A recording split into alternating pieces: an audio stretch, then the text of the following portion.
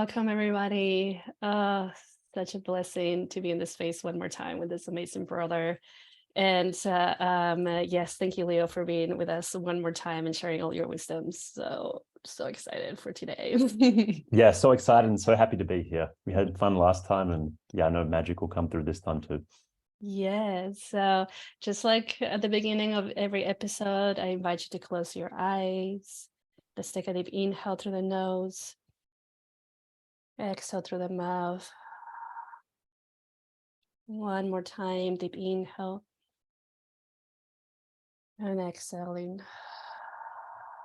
Just going back to normal breathing and allowing your system to relax, your mind, your emotions, just tapping into how you feel right now. How you feel, how your heart feels, relaxing the shoulders.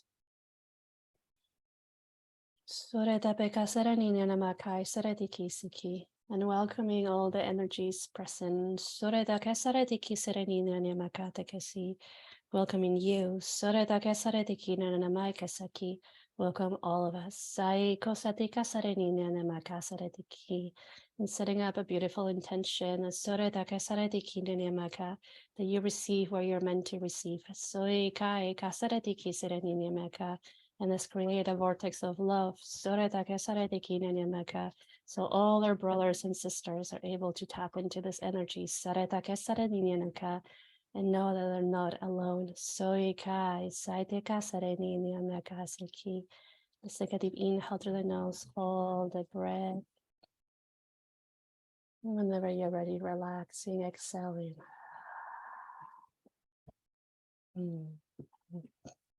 Beautiful.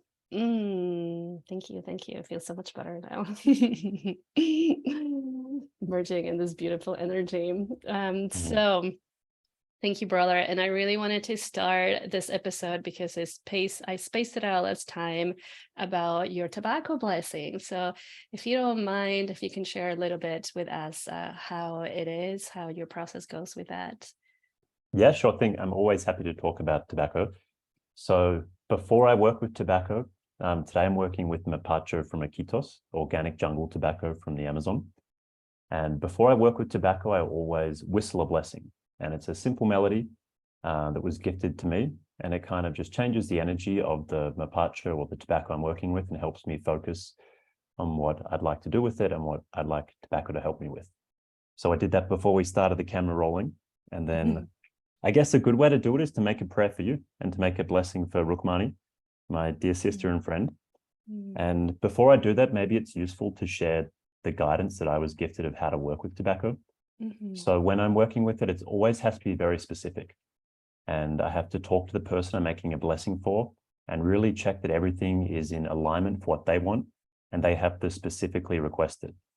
And once I get that specific request, then I can kind of talk with them and find out things that are a bit deeper and what's going on with their life. And yeah, really lock into what they're calling in and what they want to work with and ask for help for with tobacco. And within that, there's some basic language rules that I follow. So I would never use negative language like I did just then.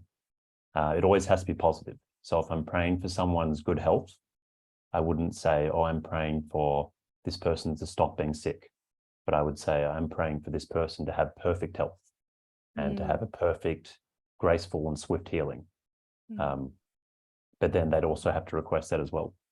And if I'm making a prayer for someone and they haven't specifically asked for something, but they've asked me to generally pray for them, what I pray for is strength on their path to continue walking their path in life, and a general blessing that the path may be graceful and smooth and swift in its own way.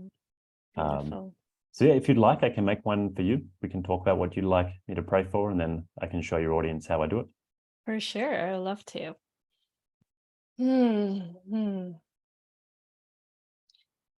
Okay, so I do have a question about this actually, because there's something that is coming through about the prayer that is more towards the collective. To me, is that something that is okay, or is it more preferable to be more personal? You know, I prefer to keep it personal. Okay. And if I'm making a prayer for the collective, I follow those general rules of strength and a general blessing. But for me, I find it the most fun and enjoyable and useful to keep it personal and really specific with my friends I'm working with. Okay, cool. Yeah.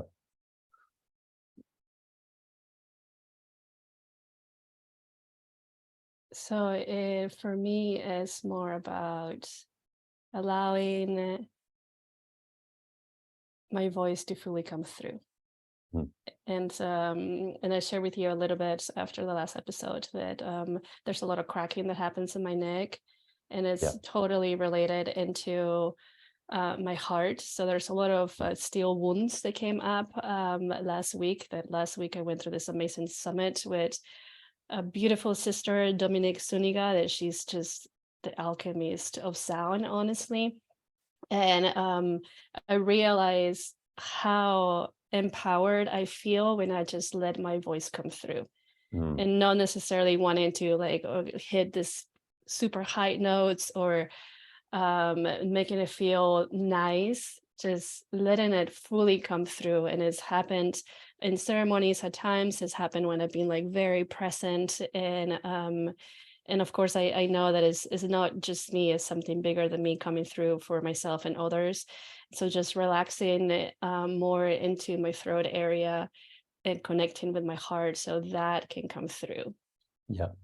So what I'm getting from that is healing of old wounds that are kind of maybe acting as a barrier or block for your voice to come through. An embodiment of the divine feminine to really let that love and creativity shine and flow through as a pure, clean channel. And then just for healing around any other things you're not aware of. Yes. Yeah. Yes. So you'll see I tune into the general vibration. I have a specific request from you. And then as I make the prayer, it's kind of working with your energy, where you're at, and what else is coming through with tobacco. So I'll make the prayer now. Thank you.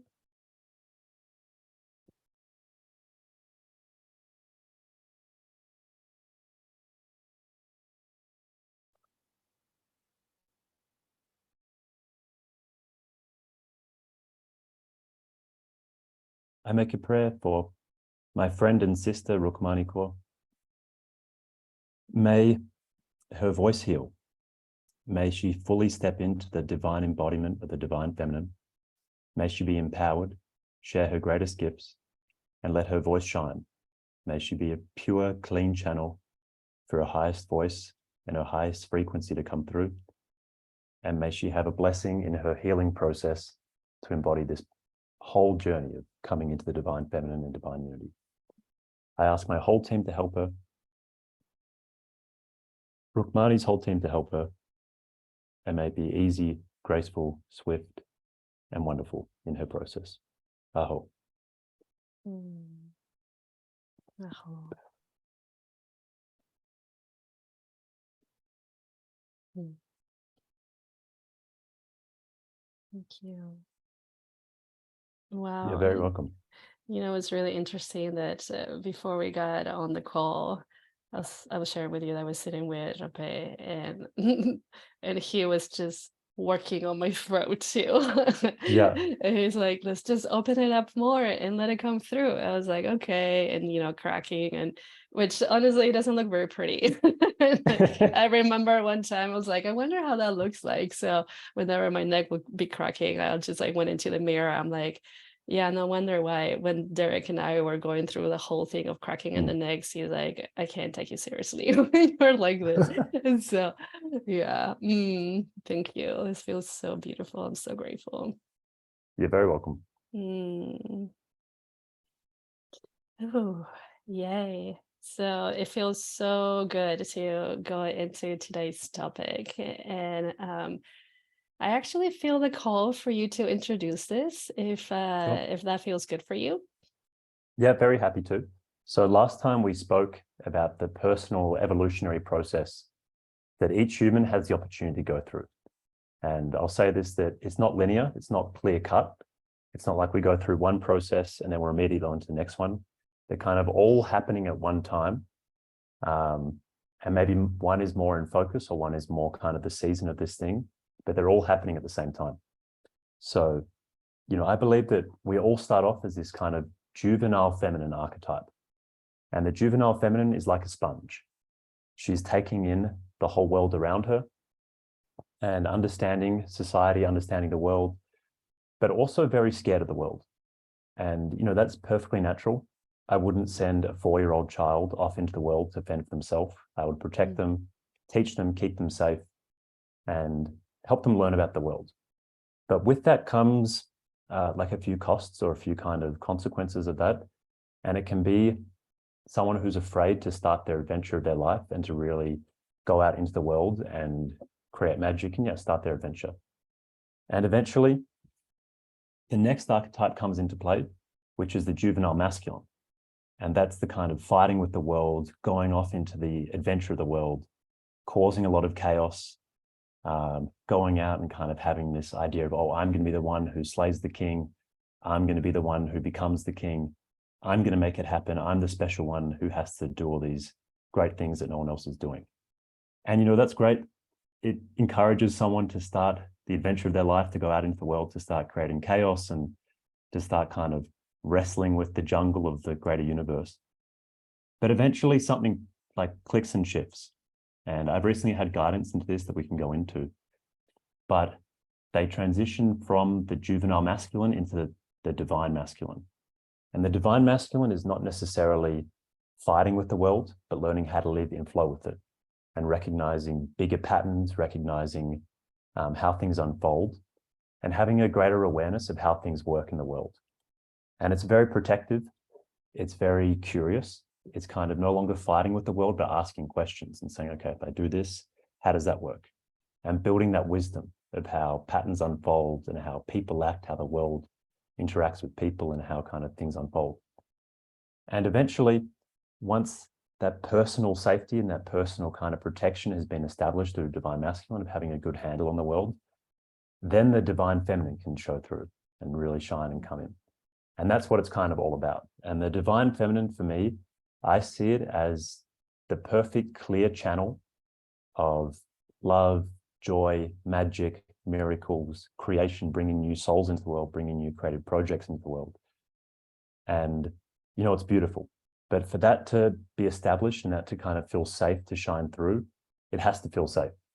And it has to feel protected and that there's strong boundaries around it and that its magic can truly blossom and grow because there is that protection and boundaries established by the divine masculine. And, for a lot of people, a man might be typically embodied in the divine masculine and his partner might be typically embodied in the divine feminine. But it can also be flipped. Like many men can embody the divine feminine, many women can embody the divine masculine. But it's up for all of us to kind of go through the evolutionary process if we want, and if it kind of feels like that's what we want to do in this lifetime. And what it's all really about is the unity of all 4 of those archetypes, of being the juvenile feminine, the sponge, being the chaos and troublemaker of the juvenile masculine, being the protector and the wise elder of the divine masculine, and then being that clear, perfect channel of, I don't want to say perfect, the clear, creative, joyful, loving channel of the divine feminine. Once they all come online and come together, we get divine unity, which is the presence of, God's mind, divine unity, perfection in itself. So yeah, that's the kind of broad framework. I'm so excited to talk to you about this because, we spoke a little bit about it last podcast and then afterwards when we were kind of not recording. And, for me, I'm stepping out of the juvenile masculine and into that divine masculine. And I know in your process, maybe you'll share more, but you're a little bit further down the path than me.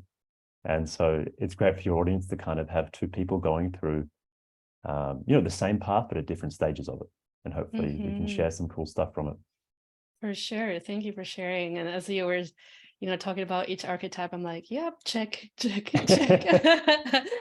And I feel that also like we can kind of go back with more awareness into how you were saying, different archetypes. And it is such a beautiful path to be in, honestly. And like you were saying, even if one has been in the journey for longer than somebody else, it doesn't mean that they're better. It's just they just started the path a few years, or maybe even a year before you or somebody else. So, and the beautiful thing that I believe in is the more that we get to share our experiences, the more that we get to hold space for one another, the more that we rise together. And then there's that not that separation. So coming into the union, in the outside world as it's already in the inside.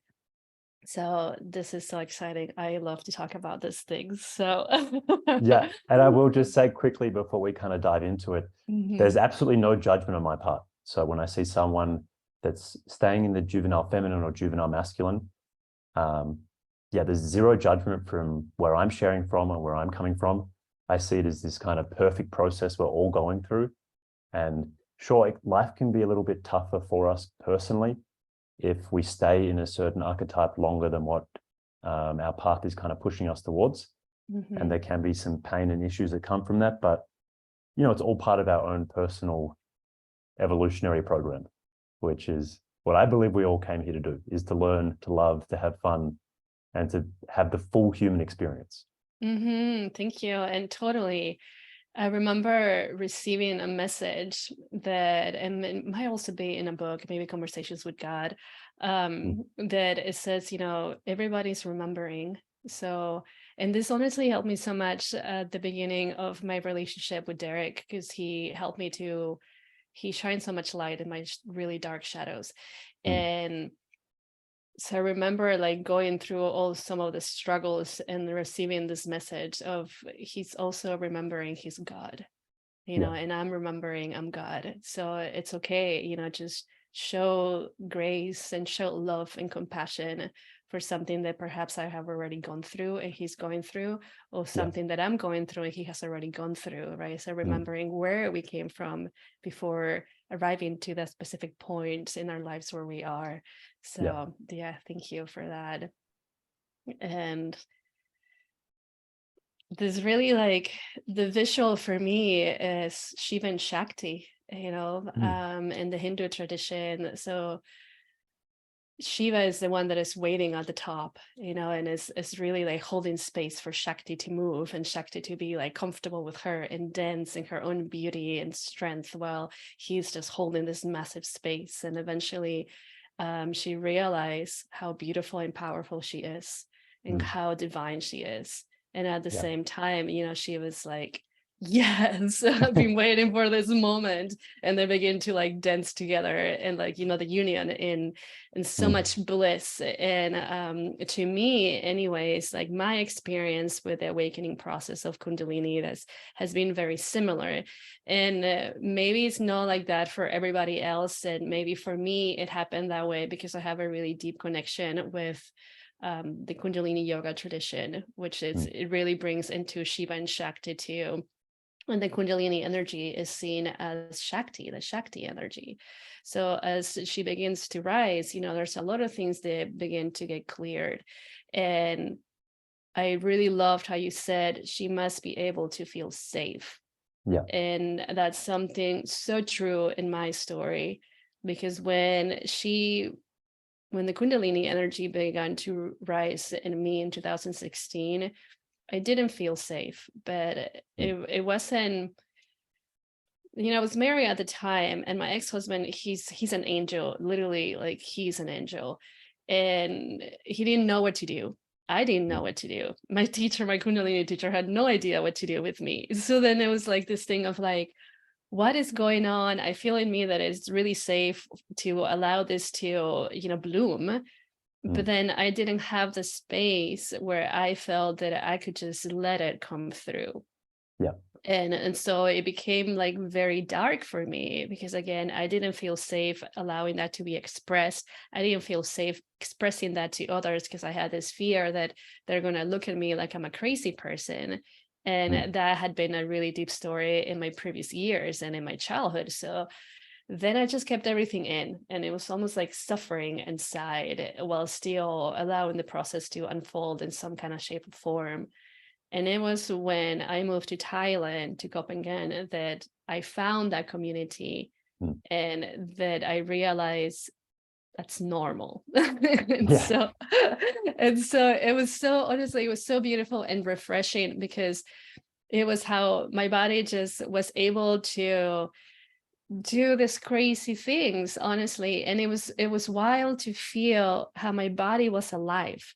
It wasn't me trying to control my body and tell my body, okay, you gotta move this way. It was my body just like really needing to break through something in the chest, for example, and move my arms back and then my hips or whatever. But honestly, most of the concentration at the beginning was in my heart. And I totally understand this, because most of you also know from my story that, I was massively suicidal and like suffer from depression and anxiety for a really big chunk of my life. So of course it was going to break through from my heart. But it was so nice. It was so nice and refreshing, honestly, to be in circle with a community that this was normal, and that was celebrated.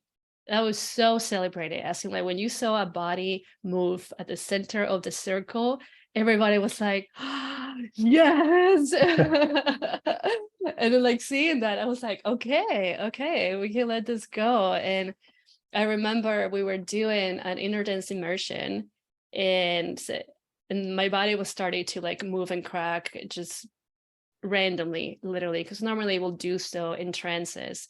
But I was seeing this other sister in front of me, and honestly, she was like cracking in her chest, and she was just like this, like almost like the whole time. And that's the cool thing, is that we were not just making fun of her. It was just more like, yes, something is happening in your chest. And I feel that by that energy of her being in that space, then my body began to move. So then this started to happen. At the beginning, it was so much of my arm just moving like this. And so our teacher, Pi, he realized that. So he put me at the center. And I was like, oh my goodness. And my body replies so well to music. And it just came loose. Honestly, it came loose. It started to like move and shake. It got into a really deep wheel from the yoga practice, and I screamed. I mean, I screamed. I felt like I was screaming from the depth of my being, like liberation kind of scream. And again, it's a safe space, so there was no like, I need to keep this in. It was just like releasing it. And then when I stopped, I collapsed and I started to cry, like a really deep pain, but it didn't feel like it was mine. It felt like something that I had been carrying for so long that was passed on to me. And it was just like, it was so beautiful, honestly, because even there was another sister helping Pi, and she just like held me there. And it was so wonderful not to feel that I was like, people are looking at me. It was just like, wow, it's like liberation through the scream and also through the cry. It feels so good. And then, I went back to my space right next to Derek, and he's like, do you want to share? It's like, I don't even know what to share right now. But I just said, like I like most of my life, I felt this really deep pain in my chest. And I didn't even know how to put that into words. And I didn't know how to express that to my parents or my brother or friends, because I myself had no idea what I was feeling until that moment. And so I just share that. And he said, like, yeah, we all can carry these kinds of things.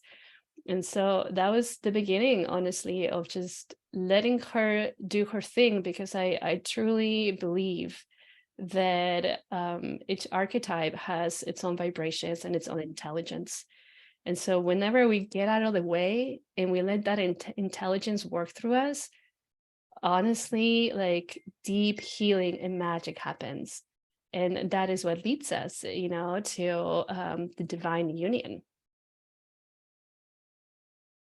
Totally agree. And my question I was asking myself is, when this process started for you, would you say you're in the juvenile masculine archetype, kind of fighting with the world, fighting with yourself, having to be something? Yes. Yeah, because Yes. as you described it, I see three things that help us transition from the juvenile masculine into the divine masculine. And one has to be a glimpse, a kind of glimpse of, Christ consciousness, God consciousness, divine feminine, divine union, some kind of higher state of consciousness or some kind of higher energy. And then the second thing is a breakdown. And it's often like a real really painful breakdown of kind of the life falling apart, relationships falling apart, ideas, dreams, and projections falling apart as well. But with that comes a curiosity, and it kind of triggers in us, in ourself, to ask, okay, I've seen this beauty. I've seen kind of what's potential, like what I'm capable of and what the world is capable of, like this divine beauty. But the life I'm living now is not congruent with it. It's not in alignment with it. And there's a breakdown that has to occur where someone kind of goes into that dark place and then questions and says, okay, how do I embody that beauty? How do I embody God consciousness, Christ consciousness, whatever someone wants to call it? And yeah, as you described it, is pretty much the entire thing. We didn't talk too much about the questioning or the curiosity, but you spoke about kind of having that breakthrough of the Kundalini awakening starting to happen, and then the relationship falling apart and kind of transitioning, and then your process of moving to Thailand. So was there a big season of questioning, or did that come up for you in that period of time? Well, now that you're talking about, this breakthrough, right? I mean, totally. Before the Kundalini awakening happened, I really went through many instances in my life and in my marriage where I would just sabotage completely the joy that I had. I had a beautiful marriage. I mean, honestly, excellent. He was very supportive, so was I. We had fun, and we had those moments where, like, very deep. But I didn't believe I was worthy of love, so I would sabotage it constantly. And obviously, it's not like I didn't know that at the time until later when I was doing the healing for it. So there were some moments where I cheated on him, and this just like went through so many years, probably like 4 years on and off, and it was horrible. Like, I knew that I was doing something bad, but there was this part of me that still crave to fuck things up, like you were saying, and it's almost like I couldn't control it. And through that led to the really deep depression and suicidal tendencies. And from that on, yes, I did have this moment of like, there's got to be more in life than suffering, like I shared last time. But then I started to really work in the relationship that I was in consciously, with my ex. And then there was this moment where we did LSD together, and it was just the two of us and our puppies, because our friends were like, forget about everything else, put your phones away, just be with yourself. And I remember that Matt, that's his name, Matt put this beautiful thing on the TV, like that goes like around and kind of hypnotizes you. And I was so deep in there, and I was like looking and staring at the TV, and all of a sudden I went away from my body, and I could see my puppies coming into my lap, like almost like, are you okay? And I will feel them in my body, but I was somewhere else. And then I started to tap in so much into my heart space. It was like beating so strongly. And at one moment, it just correlated with the beat of the universe. And when I did that, I saw all of us. We all opened up our eyes, and we were all one. And I remember just coming back from that, and I just cried. And I was sharing with Matt, and that was the first time that I felt the oneness, the unity. And so after that, I was curious, like, how do I get to feel that without anything? How do I get to feel that and just live my life like that? So yes, that curiosity is what led to all these teacher trainings that I did, and even build up more curiosity to do other things and be like, what else is out there? What else am I? What else are we? And yes, that totally led to many, many things in my life. So awesome, and such a clear depiction of how I see it working. And for me, the question I'm asking now is, how does someone move from the divine masculine into the divine feminine? And, my idea is it's kind of this backwards and forwards upward spiral, is that divine masculine comes in and creates the safe space. And then there's that glimpse of the divine feminine, that divine beauty. And that kind of makes the divine masculine more inspired. And he says, okay, I see what's capable. I see what kind of I'm capable of. I see what the world is capable of. I want to learn how to embody that in myself and share that with others. And it creates this upward spiral, like you were talking about before, how, when the divine feminine feels safe, she blooms and flourishes. And then the divine masculine gets even more inspired and excited and says, whoa, look how beautiful she is. Like, look how amazing she is. But, you know, it's really about ourselves. Like, look how beautiful I am and how beautiful the beauty I'm capable of. And that inspires the divine masculine to get even more curious, to work even harder, to set stronger boundaries, to make the divine feminine feel even safer. And then the divine feminine says, whoa, look how safe I am. Like, before I was 10% safe, now I'm like 30% safe. Okay, I'm going to blossom and bloom even more. And then it's kind of this backwards and forwards, upwards dynamic spiral of, okay, she's so beautiful, I'm going to make her safer. Oh, she's even more beautiful, I'm going to make her even safer. And kind of this upwards trajectory until I guess there's some kind of divine union. For me personally, I haven't experienced divine unity in a sober reality beyond, you know, I've had it in plant medicine ceremonies and in ceremonial work. But in day-to-day life, it still definitely feels like a split in my own psyche and a split in kind of where I'm at developmentally. And so I guess it's a good question for you, someone that does tap into divine unity more frequently than myself.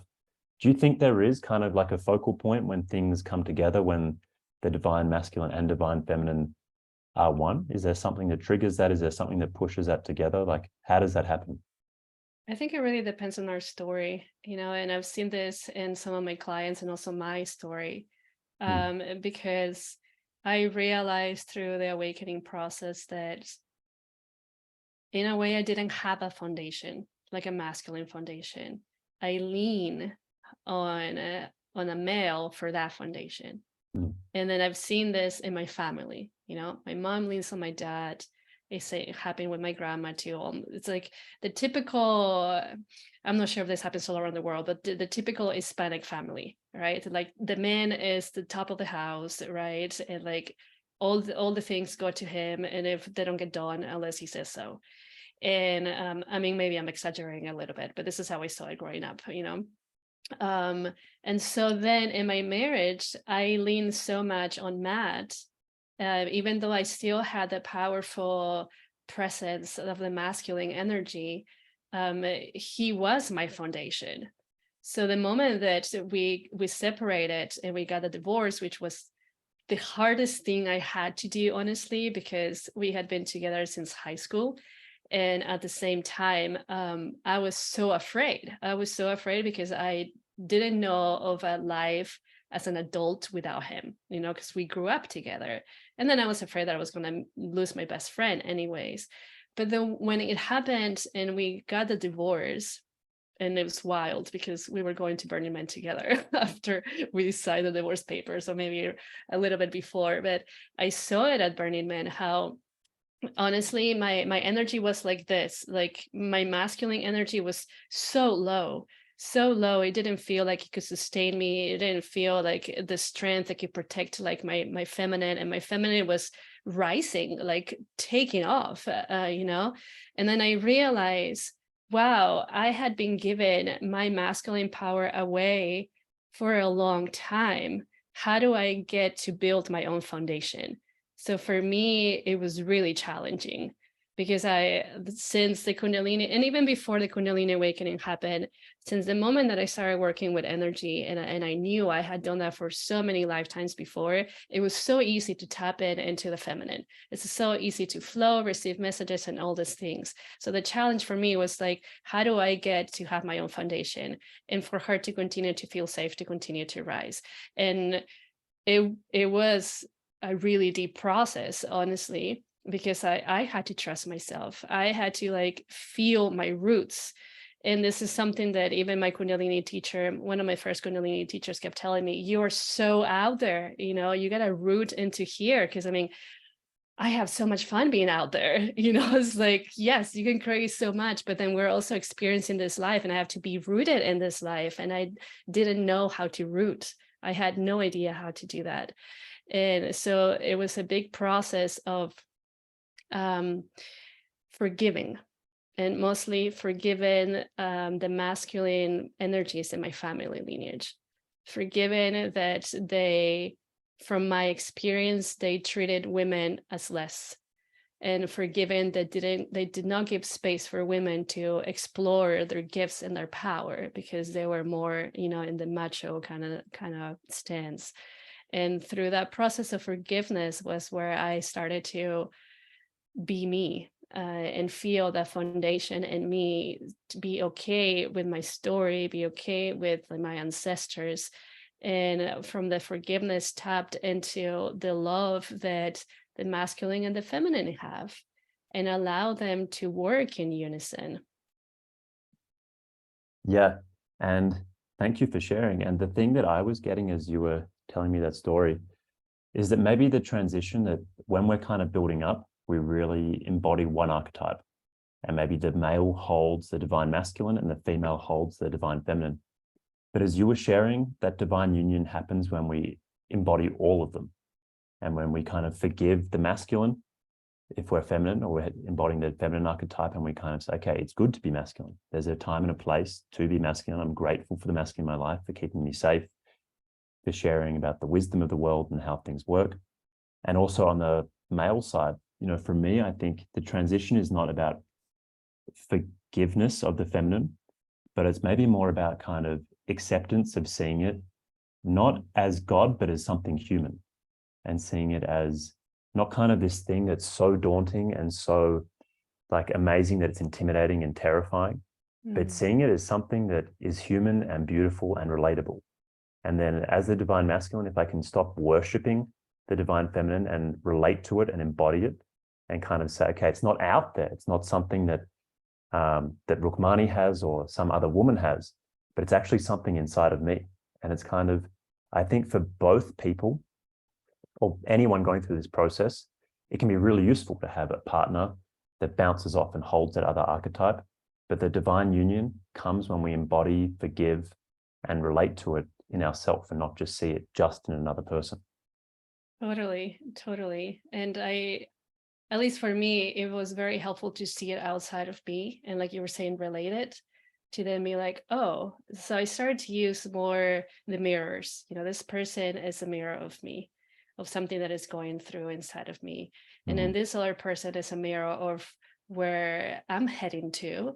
So rather than, because there's, especially, and I've seen this so much with women before, that a woman is seen as like, I mean, she has everything, for example, right? And then there's this greed, and rather than celebrating the sister, it's like, oh no, like why does she get to have this and I don't, right? So like seeing in the other way, like, wow, thank you for being that powerful mirror or where I'm heading to in my own way, and rather than in celebrating her, just being like, yes, thank you for that. And the same thing when somebody will be like in a very dark space, not necessarily in my own dark spaces, but seeing the journey that I had gone through to be able to sit with that person and relate. So to me, it was so helpful to use people, friends, and even nature as a mirror. And from that, because what really helped me too in feeling how strong my foundation is nature. Honestly, just like seeing how deeply the roots of a tree go down and tapping into that, and at the same time the blossoming of flowers and fruits, and just seeing how she's everything. And from that, it's like, wow, of course I am part of you, and I'm seeing that mirror through you. And from that I can go into mine, which might be a little bit abstract for like some people at the beginning. I've always had a really powerful connection with nature, because growing up in Lima, we also had a farm. So we would go from Lima into the farm, and I loved the nature so much that at times it scared me, honestly. But I think that could be really helpful in beginning to see things as like, okay, maybe I shouldn't be bashing down on a woman or a man, but just looking at them as a powerful mirror of me, because we're all going home, we're all remembering. And the more that we are celebrating and seeing the success of somebody, is also seeing our own success through them. Yeah, totally. And I love that idea of the mirror. And this idea I was having just now is the mirror changes over time. And when we're in this kind of juvenile feminine archetype and we see the mirror of someone else, it's scary. And it's kind of like, oh, don't become that. Don't start the world. Just stay safe as a child. Stay safe in this juvenile feminine. Don't do it. And then, that mirror in the juvenile masculine is one of jealousy and one of kind of anger, of how did that person become so successful? How did that woman become so beautiful? Like, that's not fair. Like, I should be that. And it's kind of, it's jealousy, and there's like anger and kind of judgment held behind it. And I believe that mirror changes in the divine masculine, where it stops being so judgmental and more curious, that it says, whoa, okay, how did that person become so beautiful? How did that person become so wise? How did that person become so powerful? Like, I know I'm capable of that, but I don't have the answers just now. Surely, that can happen. And then the final stage of it is what you were sharing, of gratitude and love, and seeing the mirror for someone in that divine feminine archetype is one of just gratitude and love. Like, whoa, look how beautiful she is. And isn't that amazing that, life and God could make something so beautiful or so wise and so powerful and special? And not seeing it with that jealousy of the juvenile masculine, or just that pure curiosity of the divine masculine, but gratitude that, whoa, this is so cool. And I get to play with this too. Like, I get to become this. I am this. And kind of, all of these different ways we respond to the mirror are perfectly natural, but we just have to check, okay, am I checking this with jealousy? Am I checking the mirror with curiosity, or am I checking the mirror with love and gratitude? And they're all useful for different seasons. Like that juvenile masculine, that jealousy, as much as, people in the spiritual community harp on about, oh, don't be jealous of Instagram, don't be jealous of these things. That jealousy can start someone on the adventure of their life, and can start someone to really kind of go out into the world and start trying to do things and be more open-minded and really take risks. And then, that mirror, when it's held in curiosity, can really inspire growth, and really quick, radical growth as well. And then for me, the whole thing is about getting to the mirror of being one of gratitude and love. Like, oh, isn't this awesome? I get to play with this person. I get to share a life and share experiences with this beautiful soul. How wonderful. Oh, yes, yes. And so good. I just had to take a moment, because I'm like, yes, this is so good. So grateful. And as you were saying, like, when we start to use this mirror as a tool, it might not be very easy. And I remember for me, it wasn't very easy. I will definitely have like the anger and jealousy things, but then I will be curious about the anger and the jealousy. I'm like, why are you jealous? And why are you angry? And that would lead me into doing my own shadow work. And from that, healing it, accepting it, loving it, bringing it back to me. And then I would realize, thank you for being that beautiful channel through which I was able to see those parts of me that I was not integrated, and then integrate them back to me. So then it became like, wow, I'm calling this other brother or sister to be this powerful mirror for me. And I saw it as like, okay, I was ready for something. I was ready to make peace with a next thing that happened in my life. So kind of just like calling up a brother or sister, like through the energy channels, like, hey, like, bro, I'm ready. And then so sending the signal, and then him picking up and be like, I'll be right there. And then so then like, here's the mirror. It's like, whew, okay, let me see this with different eyes. Because I became so curious, I became so curious of my own emotions. And at the same time, I was reading so many books that I was like, well, I know that I'm in this path of remembering who I am and my purity and divinity. And so is this person too. And as I'm remembering that this person is remembering he or she is God, and also me. And that means that we're all divine. So this other things that are popping up is because something in me is ready to be alchemized. And I just be like, thank you. I mean, I have so many times where I got so pissed at Derek because he was such a powerful mirror. And then when I went into like integrating, and I was like, wow, then I'd be like, thank you for that. And then from there, it just became more of like this kind of little game, it's like, oh, okay, I call a brother or sister, and like this inner child, for example, is popping up. How do I get to nurture my inner child or different parts of me? And then be like, yes, thank you, and then next. Yeah, it's so good. And hearing you share about this, I'm seeing that the way we heal, like the remnants or the leftover bits of the last archetype, is through how that mirror is presented to us now. And so we heal the juvenile masculine, that kind of angry, jealous person, through curiosity and through acceptance and kind of going into the shadows and going through the things we went through, but not with judgment, not with jealousy, or that was so unfair, that was so bad, but with, okay, a kind of a curiosity. How is this for me? How is this helping me? How is this gently guiding and pushing me through to the next stage of my evolution? And it's kind of, I think each season we heal the wounds with how the mirror is presented to us now.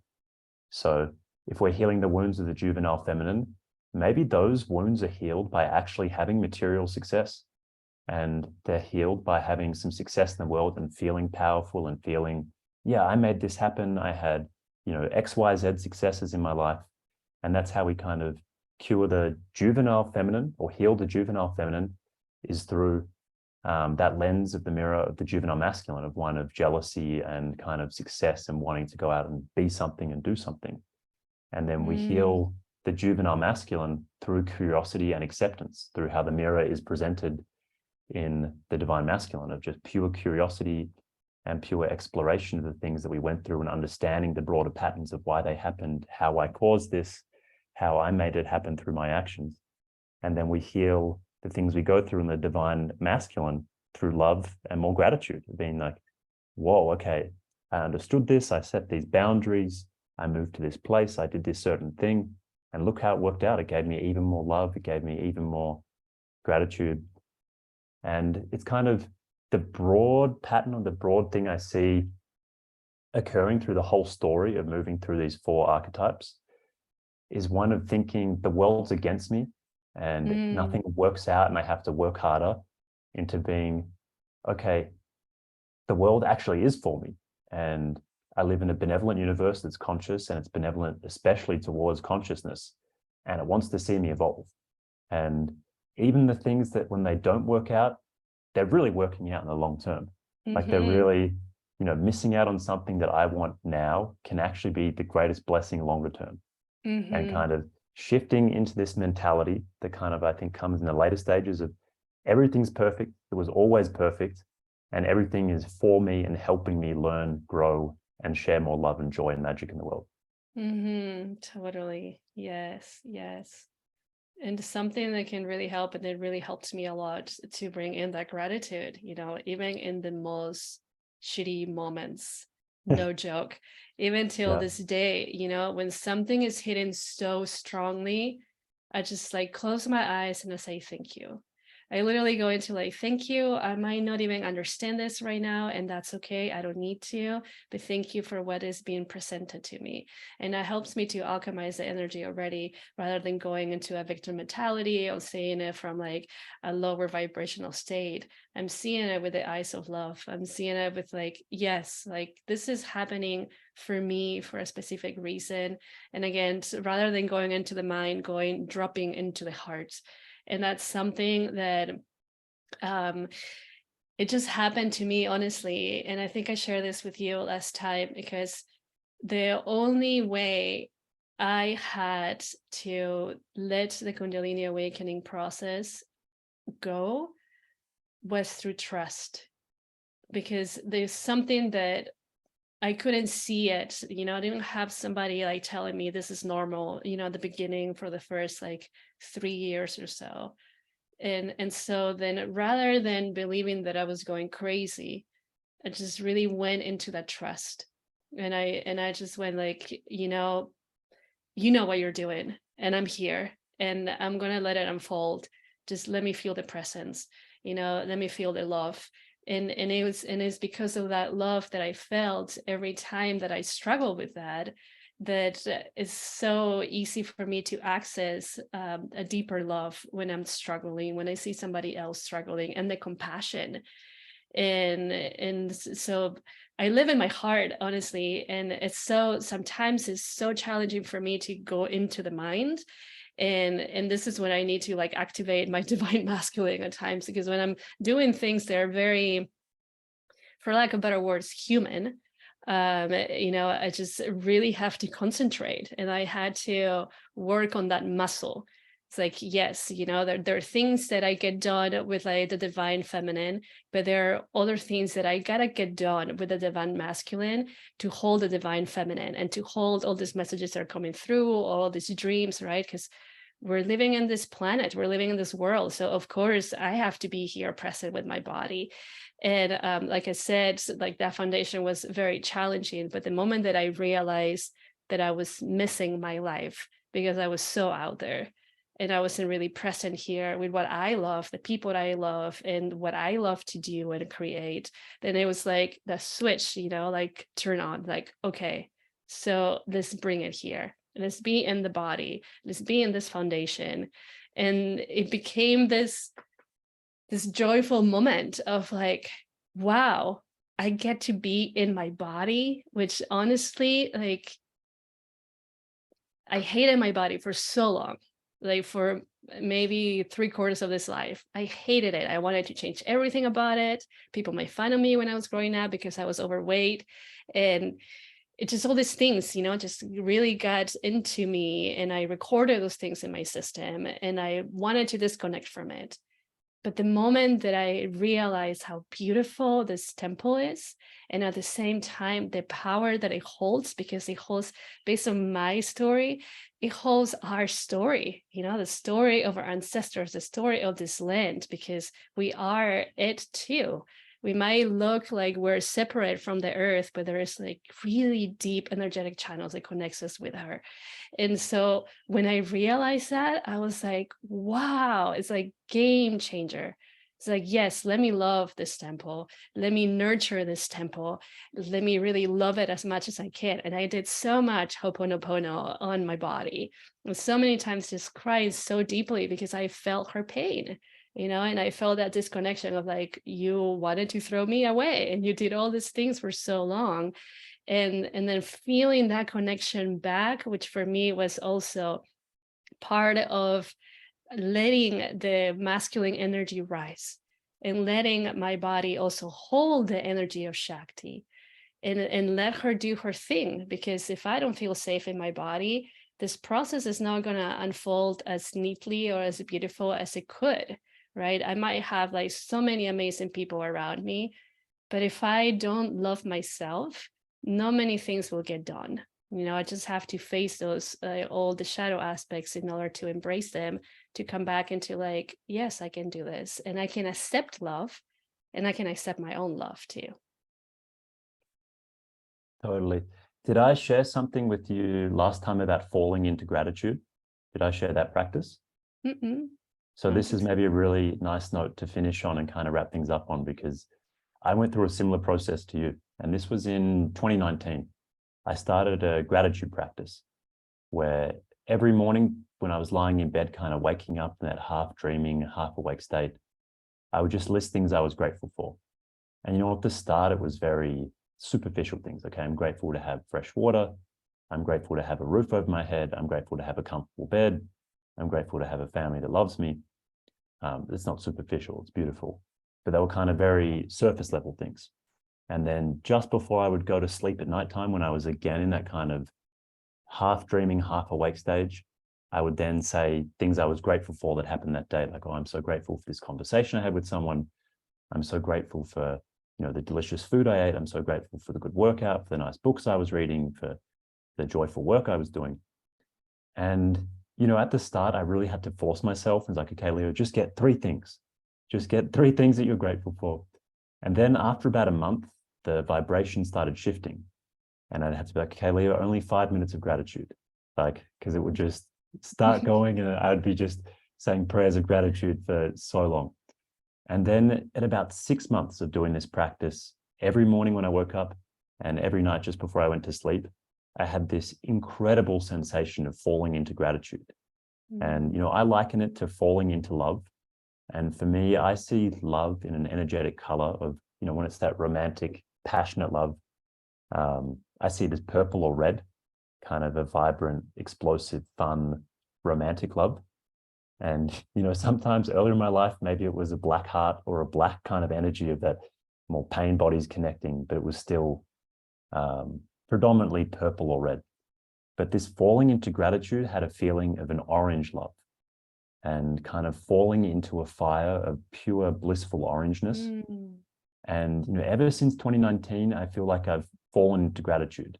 As someone would say, oh, I've fallen in love with my new boyfriend, or I've fallen in love with my girlfriend.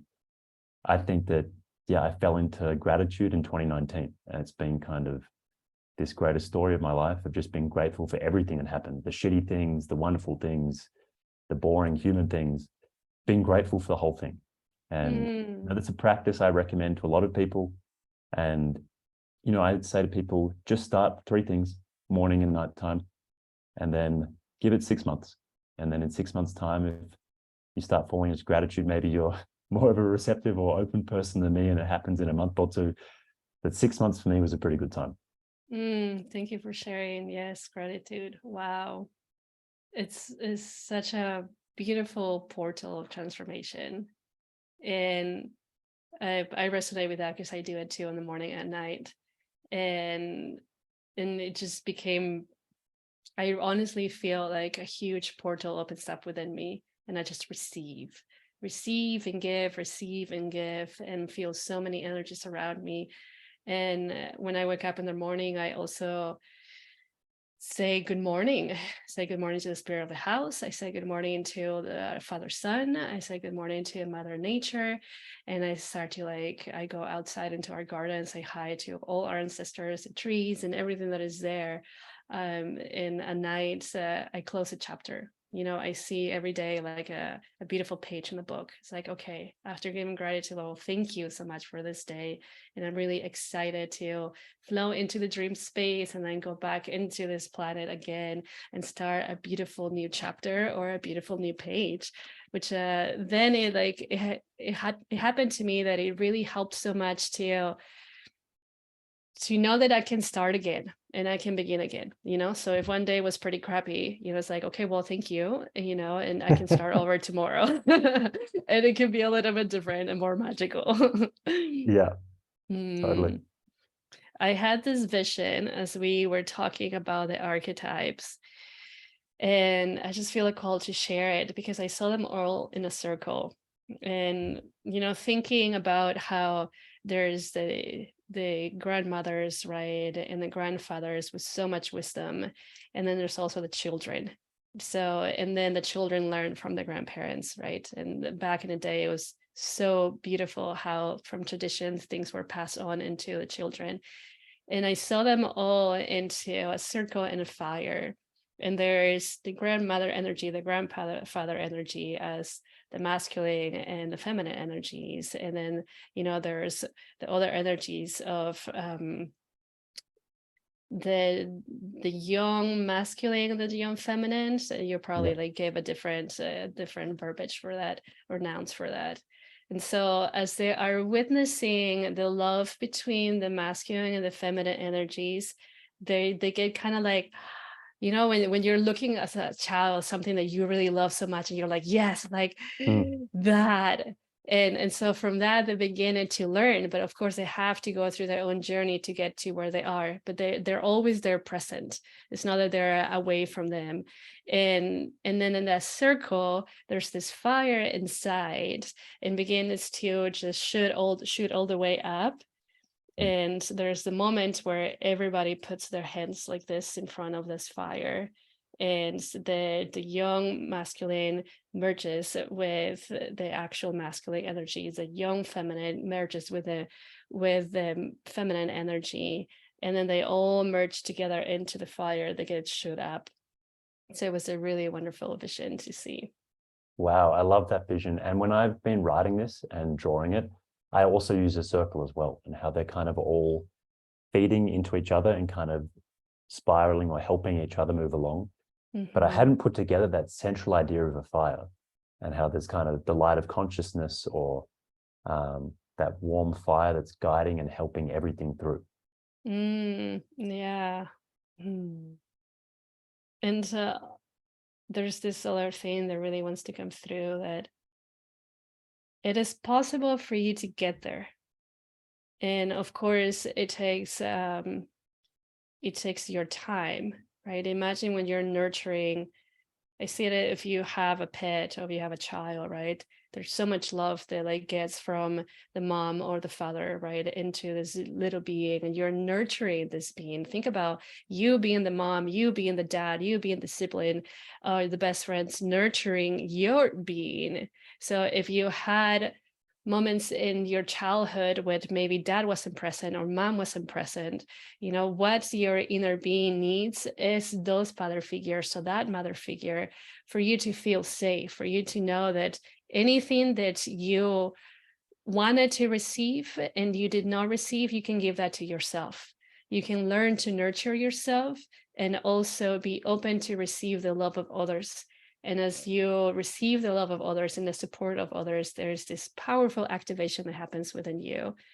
And you tap more into you, into your own divine love. That might feel different than mine, who knows, but it's so beautiful when we learn to nurture ourselves, when we know that we can hold ourselves, when we know that we can love ourselves. Like everything about you is beautiful, including the parts of you that you wanted to push away. So the more that we turn them around, I see them like you are in the center and there's a circle of all your different aspects of yourself, and they're looking away, so they give you your backs and all the shadows are coming in. So turn them around rather than pushing them away. Feed them with your love, so they get to turn it around and look at you, and you get to look at them and see how beautiful and powerful they are, and then you can all bring them back to you, to that beautiful unity. Beautiful. And the idea that was coming through for me as you're sharing this is that each stage should be fun. And whether it's, I like your language of the young feminine and the young masculine instead of juvenile feminine or juvenile masculine. Young seems more broad and easy to understand. But each stage should be fun. Like being that young feminine, kind of learning about the world, being a sponge, that should be fun. And then being the young masculine, which is out causing trouble, out kind of trying to control the world and causing chaos, that is kind of fun in its own way too. And the divine masculine, taking a bit of a slower pace and being curious about the world and learning to set boundaries and learning to say, okay, this is important, this is what I care about, that's fun too. And then also the divine feminine, being that expression for love, for joy, for pure creation and creativity, that's pretty fun too. And I think for me, when I look back on my own story, the fun disappeared when I started thinking I should be somewhere else, or I should be doing something differently, or I should be someone different.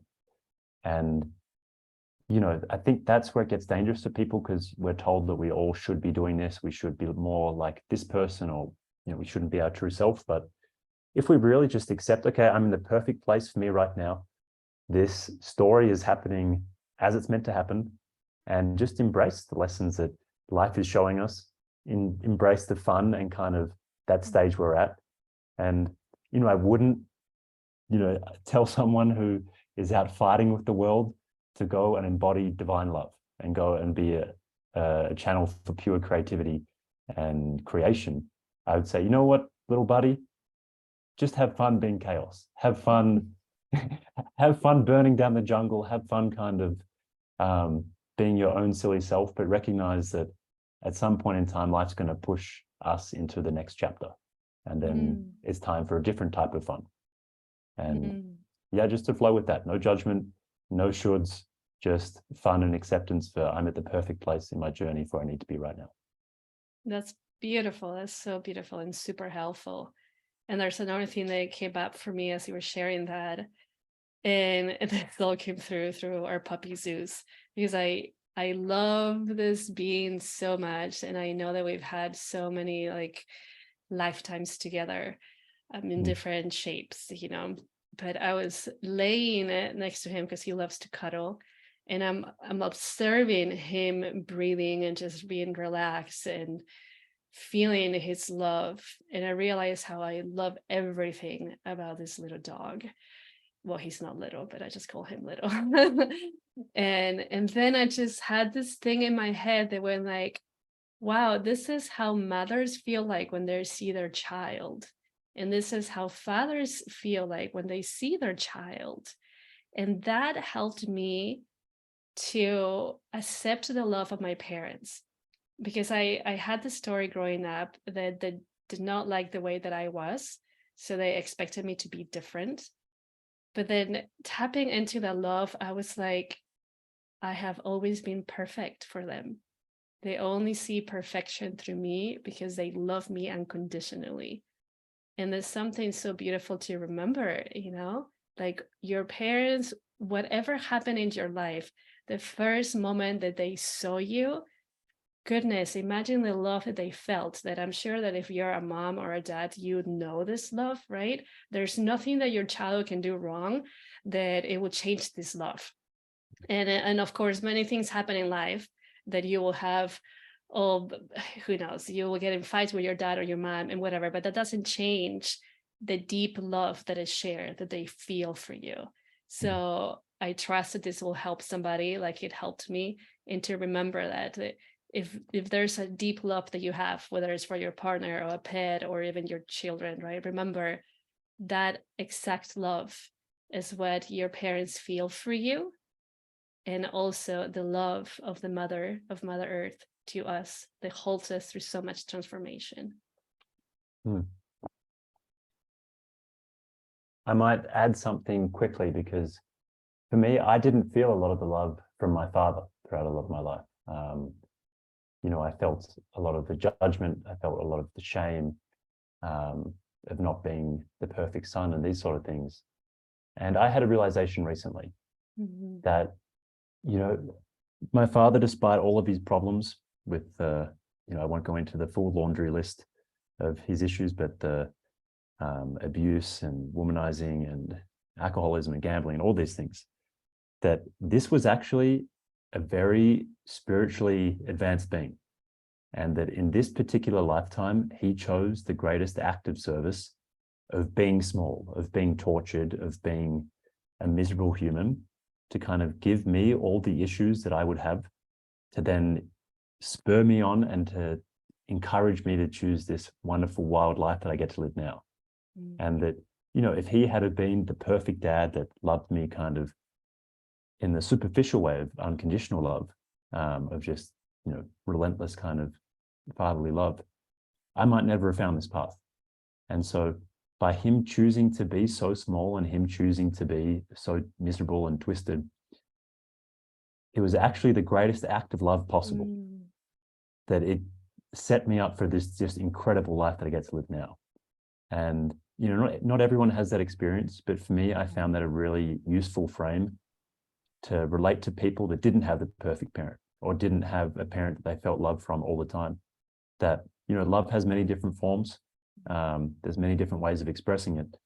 And that, for me, someone that didn't have that tangible father's love, I actually later on saw that, oh no, this was a greater love that was setting me up to have an amazing life. And I got very lucky with both my mom and my dad for opposite reasons. My mom's a rock star. She's super cool.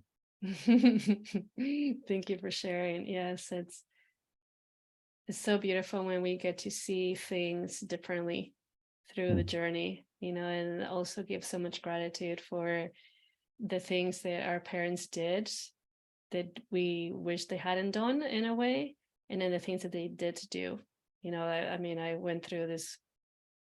For me, my story, also the relationship with my dad was the most difficult one. He has been like the most powerful and empowering mirror that could ever be.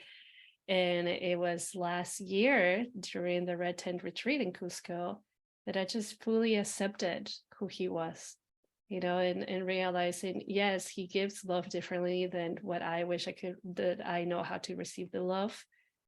And I'm okay with how he is. I'm okay how he acts, how he speaks, because that's him. That makes him him. And again, because of how he is, then he led me into a different route in my life, which took me where I am. How amazing is that? Yeah. Beautiful. Is there anything else that you feel called to share? Um, not really. I will say one thing, which is part of a broader philosophy, is just to share how fabulous I see you and what an inspiring sister you are. And that, yeah, I feel so blessed and honored to call you a friend on this path. And that I feel that, when we see beauty in other people and when we see fabulousness in other people, we should tell them, because, Mm, we can kind of just be doing our own thing and forget it. But yeah, I totally see you as an inspiring sister, and I'm very grateful for our friendship and, all the magic we've had in the past and all the cool stuff that will come in the future too. Thank you. So grateful. So grateful. And like I shared last time, like I do see you as this masculine power, it's not like the ego kind of power. It's just like, yeah, I'm here present, and I'm doing me.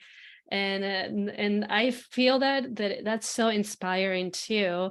And this is why I was so excited to bring into the podcast as well, to being the first brother that I interview here, because it's so inspiring for other brothers out there. Then it's like, yes, you have a deep story, you can always rewrite your own story.